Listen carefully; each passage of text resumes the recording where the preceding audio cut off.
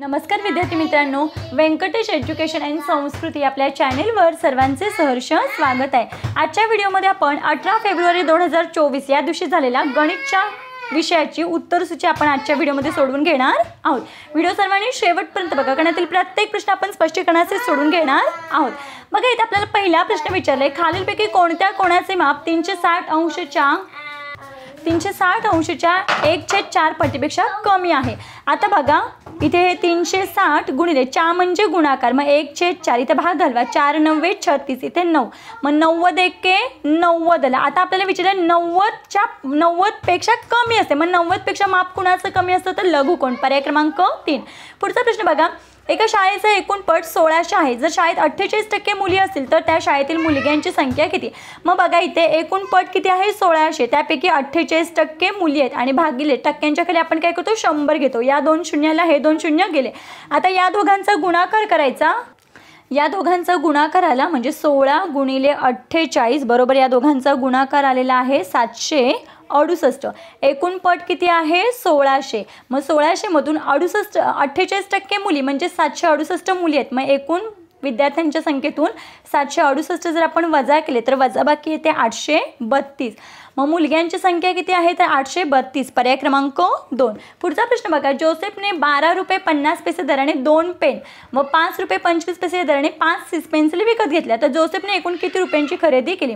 बघा, 12.50 रुपये या दराने 2 पेन घेतले। मग बघा, इथे बे 0 0 बे 5 10 हाताला लेख, बे 2 4 आणि 1 इथे 5, बे 1 बे 25 रुपये झाले। आणि सिस पेन्सिल किती रुपयाचे? बघा, इथे 5 रुपये 25 पैसे दराने 5 सिस पेन्सिल घेतले। मग बघा, 5 5 25, 5 दुने 10, 10 आणि 2 12, 5 5 25, 25 आणि 1 26, म्हणजे 26 रुपये 25 पैसे झाले।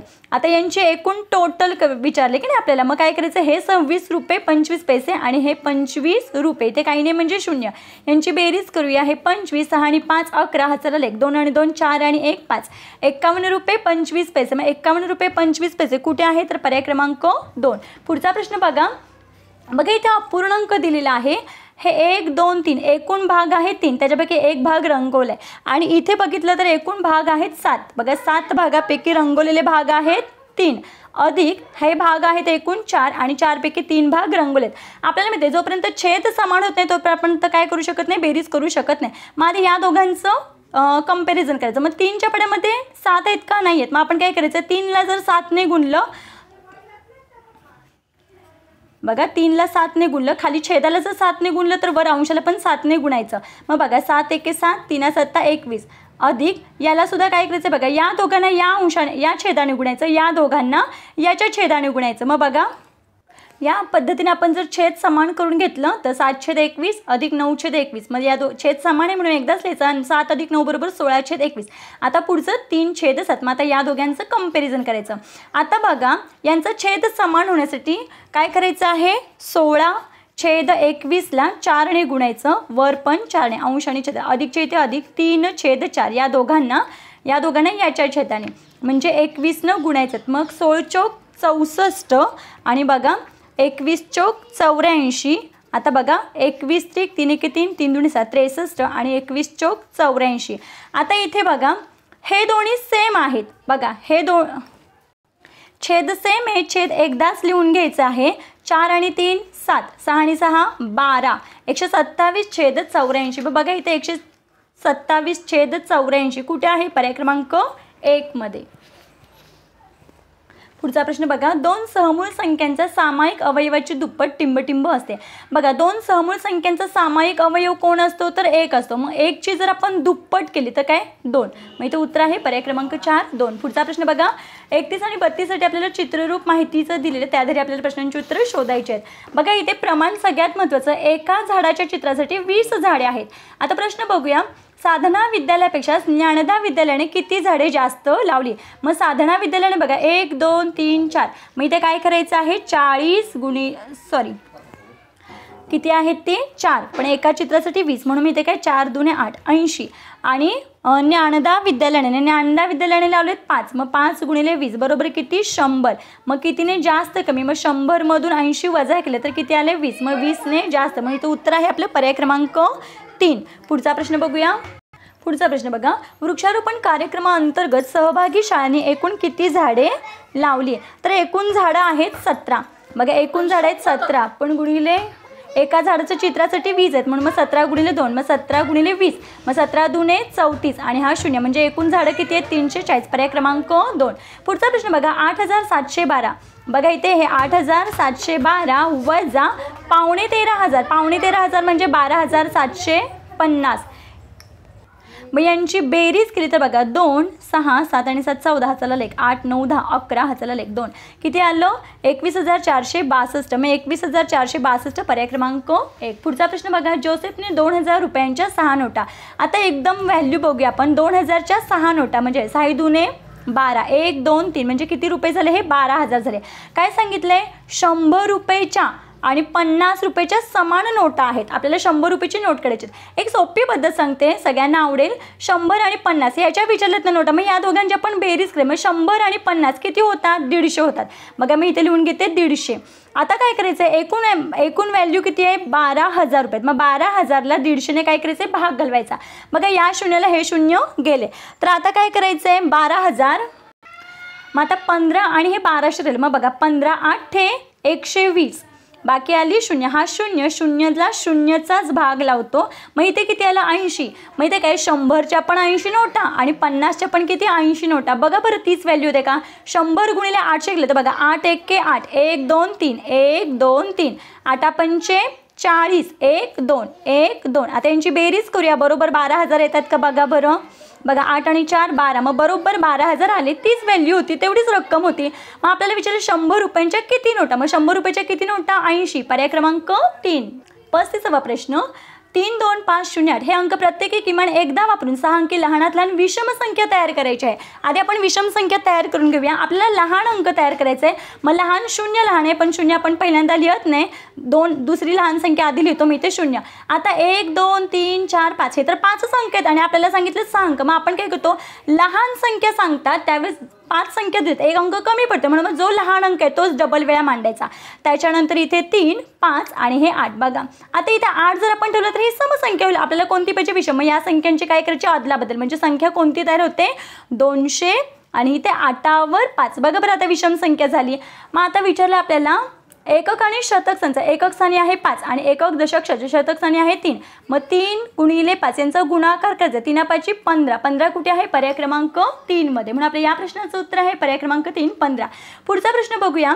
निशाने 1350 रुपयास घेतलेली वस्तू 1730 रुपयांना विकली, तर या व्यवहारात किती रुपये तिला नफा किंवा तोटा झाला? किती नफा किंवा तोटा? सोपं आहे. खरेदी किंमत आहे 1350 आणि विक्री किंमत आहे 1730 आहे. यांची वजाबाकी करायची. 0तून 0 गेले 0, 3तून 5 काही जात नाही. 3 हातचा घेतला, इकडचा किती? इथे राहिले 6. 13तून जर 5 गेले तर इथे राहतात 8. 6तून 3 गेले 3 राहिले, 1तून 1 गेला 0. मग 380 रुपये नफा झाला. आता का नफा? कारण खरेदी किंमत कमी आहे आणि विक्री किंमत जास्त आहे. ज्यावेळेस विक्री किंमत, आता हे नफ्याचं सूत्रच आहे ना. काय नफ्याचं सूत्र आहे? विक्री किंमत वजा खरेदी किंमत, हे नफ्याचं सूत्र आहे. मग 380 रुपये तिला काय झालेला आहे? नफा. पर्याय क्रमांक 4. 37वा प्रश्न बघा. शेजारील आकृतीत दुमडून घन बनवल्या 4 हा अंक असलेल्या पृष्ठाच्या लगतच्या पृष्ठावर कोणता अंक येणार नाही विचारले. आता सोपं आहे. बघा 4च्या समोर कोणता अंक येणार नाही? तर 36 हा अंक येणार आहे. म्हणून इथे आपलं उत्तर आहे पर्याय क्रमांक 2 36. पुढचा प्रश्न बघा. त्रिकोणी व चौरस संख्यांच्या बाबतीत खालीलपैकी कोणते विधान चुकीचे आहे? इथे पर्याय क्रमांक 4 चुकीचे आहे. 2 क्रमावर संख्यांचा गुणाकार केल्यास त्रिकोणी संख्या मिळते, हे चुकीचे आहे. पर्याय क्रमांक 4 हे उत्तर आहे. पुढचा प्रश्न बघा. 12ने विभाज्य असलेल्या 2 अंकी संख्या उतरत्या क्रमाने लिहिल्यास डावीकडून 5वी संख्या कोणती? 12ने विभाज्य म्हणजे इथे काय करायचं आहे? 12चा पाढा लिहायचा आहे. बघा इथे 12ने विभाज्य म्हणजे 12चा पाढा लिहिला या पद्धतीने. आता काय सांगितलं? 2 अंकीपर्यंतच लिहायचा होता. उतरत्या क्रमाने मांडल्यास. मग आता हा उतरता क्रम म्हणजे मोठ्यापासून छोट्याकडे, म्हणून मग मी हे असं या पद्धतीने मांडलं. आता डावीकडून 5वं विचारलं. मग डावीकडून म्हणजे आपली जी डावी बाजू ती पुस्तकाची डावी बाजू. मग 1 2 3 4 5 कोण? 48. पर्याय क्रमांक 3. पुढचा प्रश्न बघा. अफरोजने 12 किलोमीटर 300 मीटर अंतरापैकी 9 किलोमीटर 500 मीटर अंतर सायकलने पार केले. उर्वरित अंतर तिने धावत पार केले, तर तिने किती अंतर धावत पार केले? मग काय करायचं? या दोघांची वजाबाकी. बघा 12,300 मधून 9500 काय करायचे वजा करायचे. आता शून्यातून शून्य गेलं शून्य, शून्यातून शून्य गेलं शून्य. आता इकडचा 1 किलोमीटर इकडे होणार आहे, ओके ना. म्हणजे इथे 13 हातचा आला. मग 13तून 5 गेले, इथे आलं 8. आता इथे राहिले हे 11, 11तून 9, 9, 10, 11, 2. मग 2 किलोमीटर 800 मीटर आहे. आता इथे 2 किलोमीटर 800 म्हणजे इथे काय पर्याय क्रमांक 1, कारण हे किमी आहे. मग 2.8 किलोमीटर, पर्याय क्रमांक 1. पुढचा प्रश्न बघा. स्वराने मे महिन्यात सहलीला जाण्यासाठी पुणे ते दिल्ली विमानाचं आगाऊ तिकीट किती काढलं होतं? 5780 रुपये काढलं होतं. परंतु काही कारणामुळे ते तिकीट रद्द केले. तिला 30% कपात करून उर्वरित रक्कम मिळाली. मग 30% कपात केली याच्यातले. मग इथे काय करायचं? 30%च्या खाली किती असतं? 100. म्हणून आपण हे या शून्याला हे शून्य गेलं, या शून्याला हे शून्य. आता यांचा गुणाकार करूया बघा. 8 त्रिक 24 हाताला आले 2, 7 त्रिक 21, 22 23 हाताला परत 2 आले, 5 त्रिक 15, 16 17 म्हणजे 1734 रुपये तिचं काय झालं? नुकसान झालं. मग 1734 कुठे? आपल्याला तेच विचारले किती रुपये नुकसान झालं, तर किती? 1734, पर्याय क्रमांक 1. पुढचा प्रश्न बघूया. खालीपैकी कोणते विधान चुकीचे आहे? तर बघा इथे पर्याय क्रमांक 3 हे चुकीचे आहे, कारण इष्टिका चितीची सर्व पृष्ठे चौरसाकृतीच असतात असं काही नाही, आयताकृती सुद्धा असतात. म्हणून मी ते 42 आपलं उत्तर आहे, पर्याय क्रमांक 3. पुढचा प्रश्न बघूया. 22,000 ही संख्या आंतरराष्ट्रीय संख्या चिन्हात कशी लिहाल? मग 22,000 ही अंतर बघा, 22,250, पर्याय क्रमांक 4. आंतरराष्ट्रीय म्हणजे इंग्रजी अंक.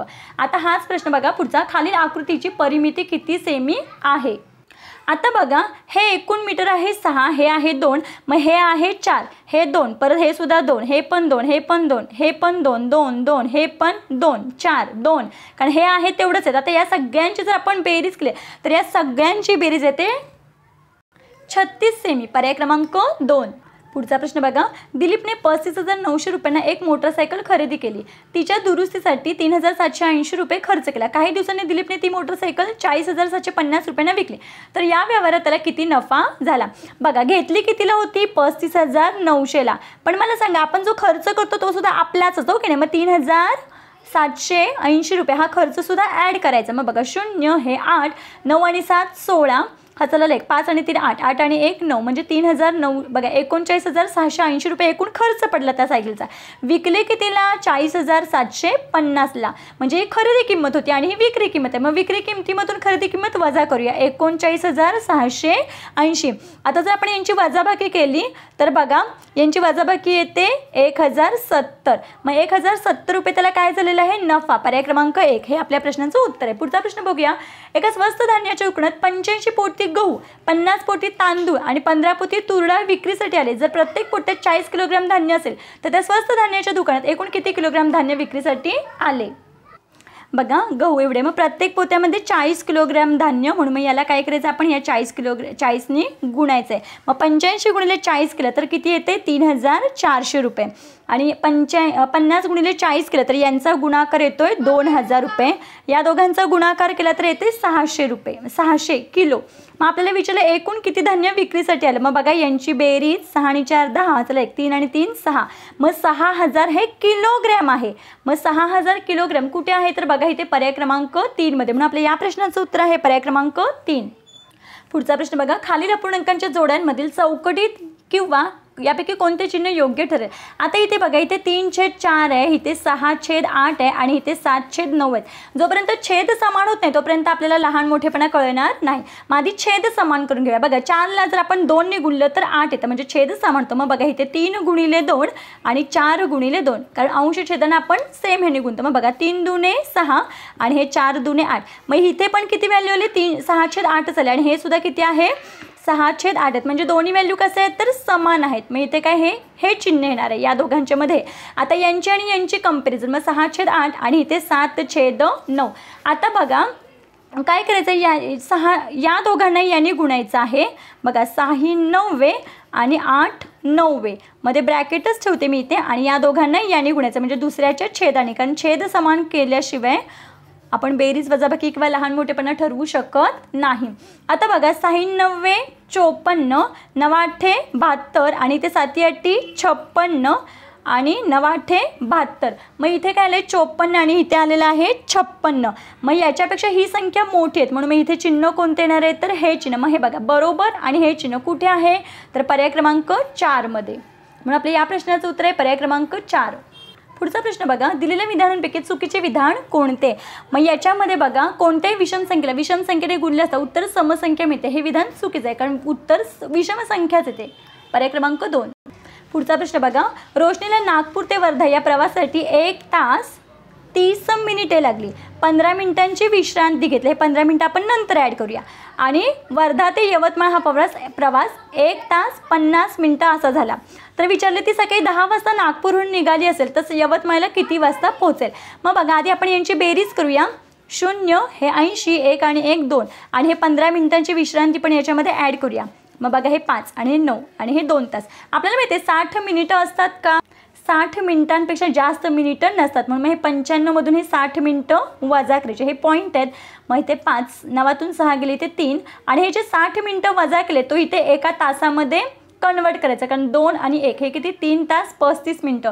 मग 3 तास 35 मिनिटं तिला वेळ लागला. सकाळी ती 10 वाजता निघाली. मग बघा, 10 पासून 11 वाजेपर्यंत 1 तास, 11 ते 12 1 तास, आणि 12 ते 1 3 तास. बघा, 1 2 3 हे 3 तास, आणि वरचे हे 35 मिनिटं, म्हणजे 1 वाजून 35 मिनिटं, आणि ती घरी पोहोचलेली आहे. पर्याय क्रमांक 3 हे आपल्या या प्रश्नाचं उत्तर आहे. बघा, इथे दिलेला प्रश्न, एका आयताकृती भिंतीला रंग देण्यासाठी प्रति चौरस मीटर 45 रुपये खर्च येतो.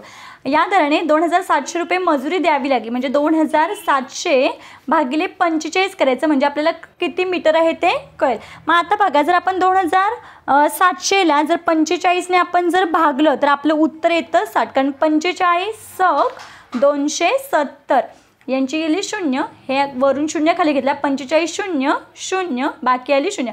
मग उत्तर किती आले? 60. म्हणजे आता इथे काय सांगितलं, भिंतीची लांबी आपल्याला माहिती आहे, लांबी किती आहे? 15 मीटर आहे.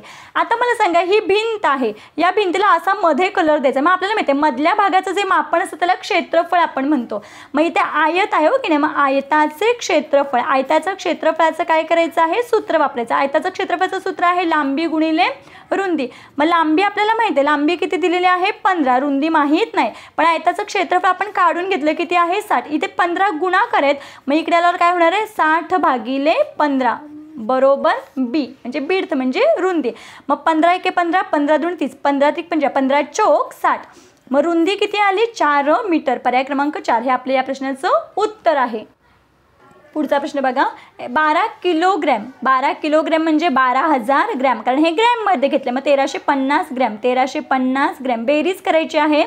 0 5 3 3 आणि 1, 13,350. मग 13,350. आता हे काय झालं?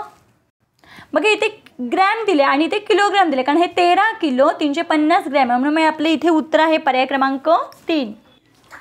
पुढचा प्रश्न बघा, योगेशला बँकेतील ठेवीवर 72 रुपये 5 पैसे व्याज मिळाले, तर ही संख्या दशांश पद्धतीने कशा प्रकारे लिहिता येईल? म्हणून आपल्या इथे उत्तर आहे पर्याय क्रमांक 1, 72.05 रुपये.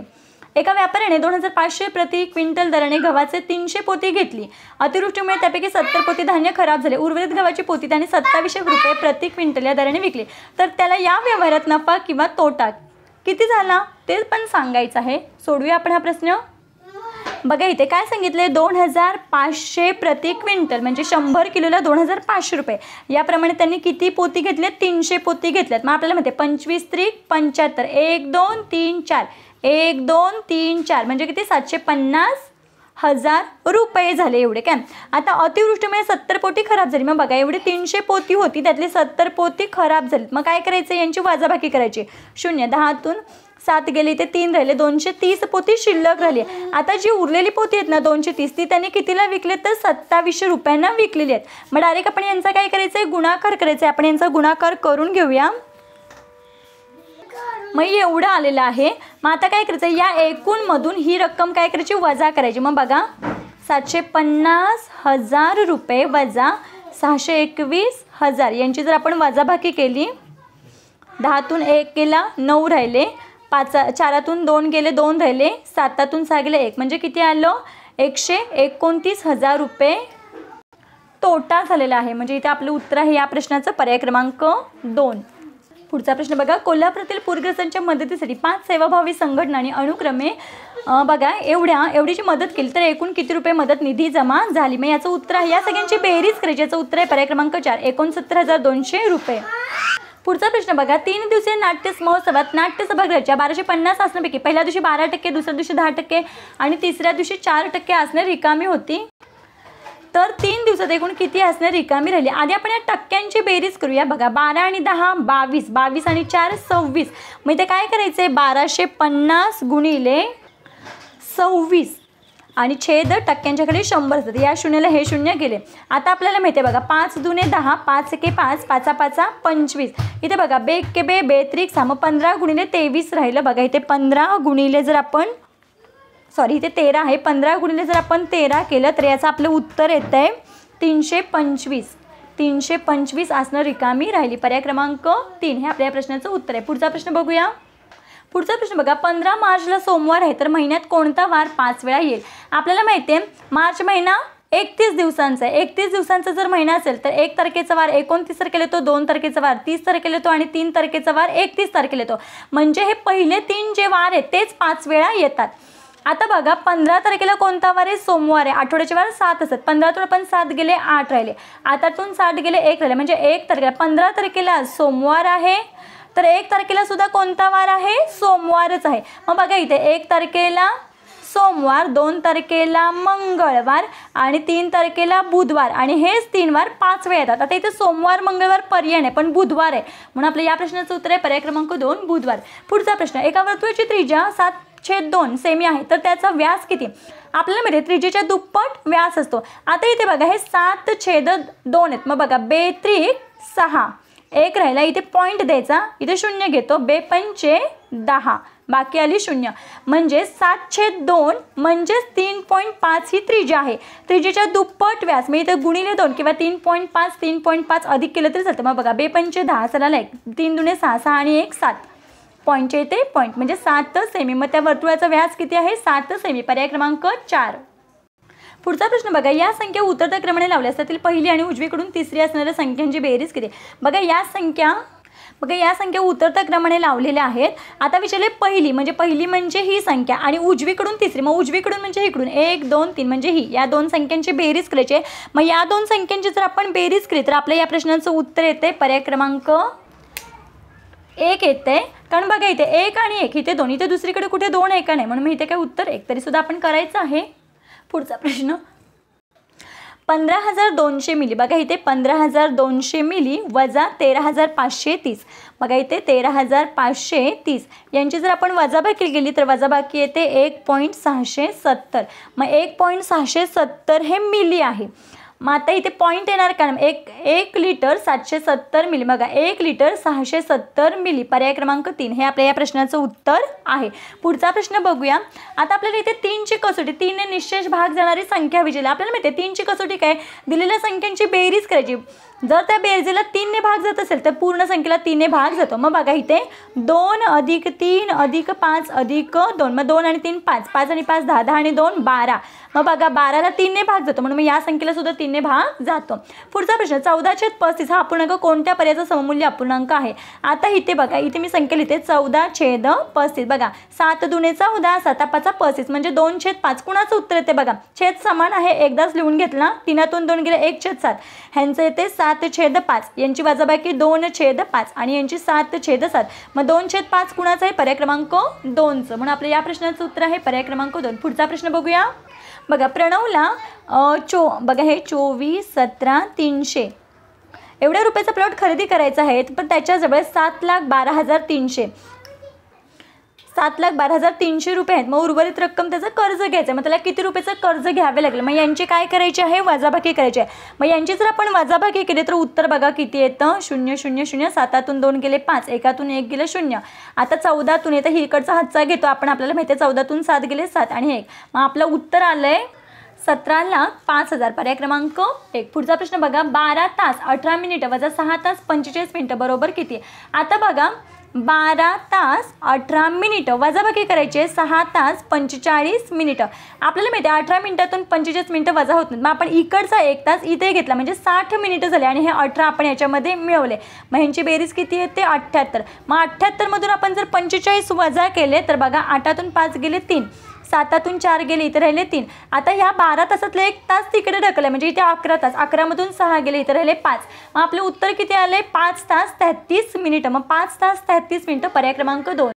90च्या सर्व विभाजकांची बेरीज किती?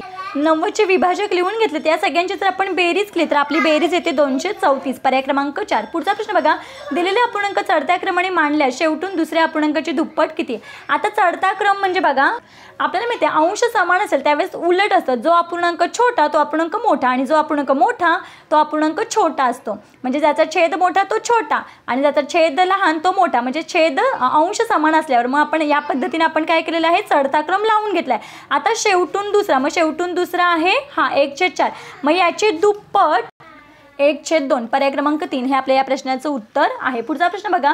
रमेश व सुधाने एका वर्षाकरता सारखी रक्कम वेगवेगळ्या ठिकाणी ठेव म्हणून ठेवली. रमेशला दसदसे 8% दराने व सुधाला दसदसे 7.5% दराने व्याज मिळाले. जर रमेशला सुधापेक्षा 500 रुपये जास्त मिळाले असतील तर रमेशने किती रक्कम बँकेमध्ये ठेवलेली आहे? आपल्या या प्रश्नाचं उत्तर आहे पर्याय क्रमांक 1. पुढचा प्रश्न बघा.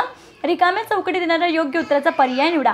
आता याच्यामधून 9,32,004 याच्यामधून कोणती संख्या वजा केल्यावर आपल्याला 59,896 हे उत्तर मिळते. म्हणून आपल्या या प्रश्नाचं उत्तर आहे याच्यातून आपण ही संख्या वजा केल्यावर आपलं उत्तर येते पर्याय क्रमांक 4. पुढचा प्रश्न बघा. ऋतूच्या जवळ काही रक्कम होती त्यापैकी प्रत्येक विद्यार्थ्याला 50 रुपये याप्रमाणे 47 विद्यार्थ्यांना वाटले. मग इथे काय करायचं आहे? 47 विद्यार्थी प्रत्येकाला 50 रुपये. मग बघा 5 7 35 हजार 3 3 5 चौक 20 20 आणि हे 3 23 आणि हा 0 2,350 रुपये झाले. आता काय सांगितलं की तिच्याकडे आता फक्त 37 रुपये शिल्लक राहिले. मग हे सुद्धा इथे ॲड करायचे. मग 707 5 आणि 3 8 आणि हे 23 मग 2387 रुपये. मग इथे उत्तर आहे आपलं पर्याय क्रमांक 2. तिच्याकडे एवढी अमाऊंट होती. पुढचा प्रश्न बघा. 2,13,000 72 शतक 38 दशक 13 एकक आहे. या सगळ्यांची बेरीज किती येते? पर्याय क्रमांक 1. 2,20,593 पर्याय क्रमांक 1. पुढचा प्रश्न बघा. 2 दशक अधिक 3 एकक. आता 2 दशक म्हणजे 20 3 एकक म्हणजे 3 यांची बेरीज किती आली? हे 23 आले. आता इथे पॉईंट कारण 5 शतांश आहे. शतांश म्हणजे काय? इकडचं हे शतांशचं घर आहे आणि हे दशांशचं घर. आता इथे 5 शतांश इथे लिहायचं आणि 8 दशांश म्हणजे 8 म्हणजे 23.85. मग 23.85 कुठे आहे? पर्याय क्रमांक 4 मध्ये. पुढचा प्रश्न बघा. पर्यायापैकी कोणता पर्याय अयोग्य आहे ते निवडायचं आहे. एक रिम बघा. एक रिम म्हणजे 20 दस्ते हे पण बरोबर आहे. 480 कागद हे पण बरोबर आहे. 40 डझन हे पण बरोबर आहे. मग अयोग्य विचारले म्हणून मग इथे आपलं उत्तर आहे पर्याय क्रमांक 2 40 ग्रोस हे अयोग्य आहे. पुढचा प्रश्न बघा. दोन संख्यांची बेरीज 39.62 आहे. जर एक संख्या 1.259 असेल तर दुसरी संख्या कोणती? मग काय करायचं आहे? या पद्धतीने पॉईंट खाली पॉईंट आला पाहिजे. इथे काही नाही म्हणजे 0 0 अधिक 9 9 2 आणि हे 7 6 आणि 2 8 9 आणि 1 10 चला आलं एक इथे. यांची वजाबाकी करायची आहे म्हणून आपलं उत्तर आहे पर्याय क्रमांक 3. 73वा प्रश्न. दसदसे 60% दराने 5,000 मुद्दलाचे 3 वर्षाचे व्याज विचारलेलं आहे आपल्याला भागिले 100. या शून्याला हे 0 गेलं या शून्याला 0. आपल्याला सरळ व्याजचं सूत्र माहिती आहे. आता इथे काय केलं 7 5 35 आणि हे किती शून्य आहेत? 1 शून्य गुणिले 3 करायचं. यांचा गुणाकार बघा 0 3 0 0 3 5 15 हाताला 1 3 3 9 9 आणि 1 10 मग किती? 1,050 रुपये. पर्याय क्रमांक 4. पुढचा प्रश्न बघूया. नेहा दररोज प्रत्येकी 100 मीटर बाजू असलेल्या त्रिकोणाकृती मैदानाला 5 फेऱ्यामध्ये 100 मीटर बाजू म्हणजे ही एक बाजू 100. मग त्रिकोणाला किती बाजू आहेत? तर 3 आहेत. मग 100 गुणिले 3 बरोबर किती? 300. अशा किती फेऱ्या मारते? ती 5 फेऱ्या मारते. मग बघा 5 त्रिक 15 हे 2 शून्य आहेत तसं लिहायचा. आठवड्याला विचारलं. एक आठवडा किती दिवसांचा असतो? 7 दिवसांचा. मग 15 7 105 15 7 105 आणि हे 2 शून्य इथे लिहूया. मग बघा 10 किलोमीटर 500 मीटर. मग 10 किलोमीटर 500 मीटर. पर्याय क्रमांक 4. पुढचा प्रश्न बघूया. बघा इथे खालीपैकी पदावलीचं योग्य उत्तर असणारे पर्याय निवडा. बघा इथे पहिली पदावली आपण लिहून घेऊया. ते 24 + 12 अधिक 3 गुणिले 5 बरोबर 27 दिले. आपल्याला माहिती आहे पदावलीचा नियम पहिल्यांदा गुणाकार करायचा बाकीचं आहे तसं लिहून घ्यायचं. 3 5 15 24मधून बेरीज वजाबाकीमध्ये आहे त्याप्रमाणे 24मधून 12 गेले 12 अधिक हे 15 बरोबर किती येतं उत्तर 27. म्हणून इथे पर्याय क्रमांक 1 हे योग्य उत्तर आहे. बघा या पद्धतीने आपण गणिताची प्रश्नपत्रिका संपूर्णपणे उत्तरसूची सोडवून घेतलेली आहे. आशा करते आपल्या सर्वांना व्हिडिओ आवडला असेल. व्हिडिओ आवडल्यास व्हिडिओला लाईक करा, आपल्या मित्रमैत्रिणींना शेअर करा. चॅनलवर नवीन असाल तर चॅनलला सबस्क्राईब करा. आपल्याला या गणितामध्ये किती मार्क्स मिळाले ते मला कमेंटमध्ये नक्की सांगा. आपण इंग्रजी आणि बुद्धिमत्ताचा व्हिडिओ लवकरच करणार आहोत. थँक्यू.